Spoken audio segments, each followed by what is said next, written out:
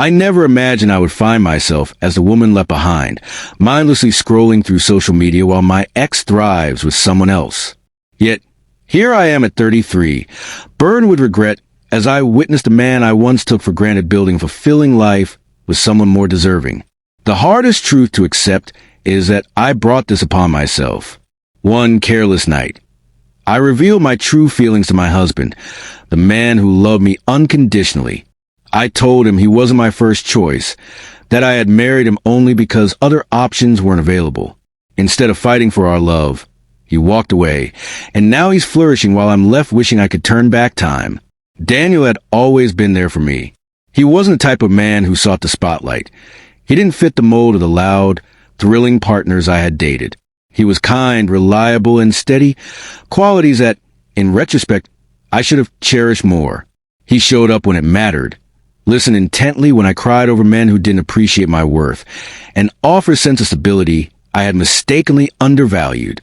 When I finally reached a point in my life where I was ready to settle down, he was patiently waiting, ready to take that step with me. So, when he proposed, I accepted. Not because I saw him as my ideal match, but because I convinced myself he was good enough. I thought I was choosing stability over passion, believing I was making a wise choice. What I failed to recognize was that it was Daniel who was lucky to have me. I was a fortunate one for having him. A realization that came too late. The turning point in our relationship came on an ordinary evening. There was no dramatic confrontation. It was just a casual dinner at home, sipping wine and reminiscing about our pasts. As we shared stories, Daniel smiled and asked, "Do you ever think about how we ended up together?"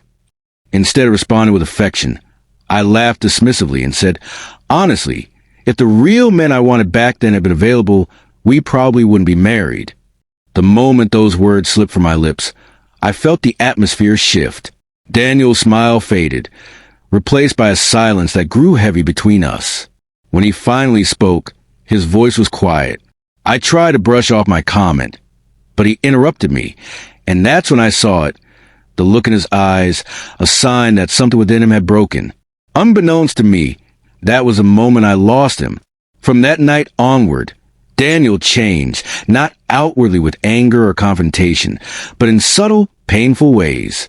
He stopped initiating texts, ceased calling me babe, and no longer looked at me with the admiration that once filled his gaze.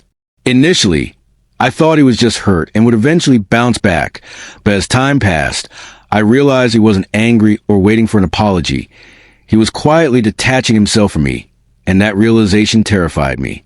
For the first time in our marriage, I recognized that I had given him a reason to leave, and even worse, I had made him want to. One evening, I walked into our bedroom only to find Daniel packing his suitcase. My heart sank into my stomach. "Are you going on a trip?"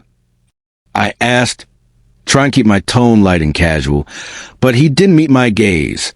His calm demeanor was unsettling, and then I noticed his wedding ring sitting on the dresser, a stark reminder of our bond. Panic washed over me. "Daniel, what are you doing?" I whispered, my voice trembling. He turned to face me, and in that moment, I knew before he spoke what he was about to say. "I can't do this anymore, Alyssa." I shook my head, disbelief washing over me. "You're overreacting. It was just a stupid joke." He let out a bitter laugh that echoed the hurt I had caused. Was it? Because to me, it wasn't a joke. It was the moment I realized something. I swallowed hard, dread pooling in my chest as he continued. "I was never the man you truly wanted. I was just good enough. I refuse to stay married to someone who sees me as her second choice." Tears filled my eyes, and I reached out for him, pleading, "Daniel, please, you're my husband. I love you." He offered a sad smile, one filled with resignation. "Maybe, but not in the way I deserve." He picked up his bag and walked out, leaving me with no arguments, no pleas, just a man who finally recognized his worth.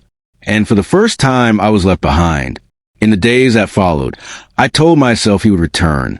I convinced myself that he was simply angry and would eventually realize he had overreacted. But weeks turned into months, and Daniel never called, never texted, and certainly never looked back. Then came the final blow. While out running errands one day, I saw him. At first, I thought I was imagining it, But no, there he was, and worse, he wasn't alone. She was stunning, exuding an effortless confidence, the type of woman who didn't need to make cheap jokes to validate herself. And Daniel? He looked genuinely happy, thriving as if losing me had been a gain rather than a loss. I longed to believe he was still hurting, missing me. But the truth was clear. Daniel had found what he deserved, and I had carelessly thrown away the only man who ever truly loved me. After Daniel, I convinced myself that I would move on quickly.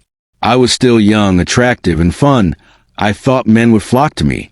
I downloaded dating apps, went out with friends, and tried to mask my internal turmoil.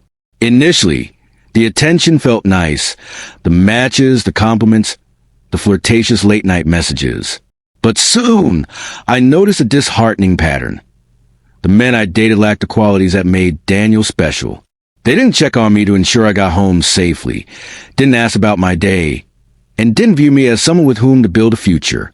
To them, I was merely an option. It hit me hard that I had mocked the one man who truly valued me, and now even broken men wouldn't take me seriously.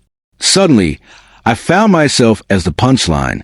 I don't get a happy ending or a second chance. Daniel is gone, not just from our home and marriage, but from my life entirely. The worst part is that he is thriving without me, and I'm left grappling with the weight of my choices. I thought I was being honest and real, but all I did was show him that I never truly valued him. When a man realizes that he isn't your first choice, he doesn't argue. He simply walks away and never looks back. So, if you're hearing this, do not make the same mistake I did. When you make a good man feel like he isn't your first choice, he will find someone who chooses him first. Trust me, regret is a lonely place to inhabit, and it's a lesson learned far too late.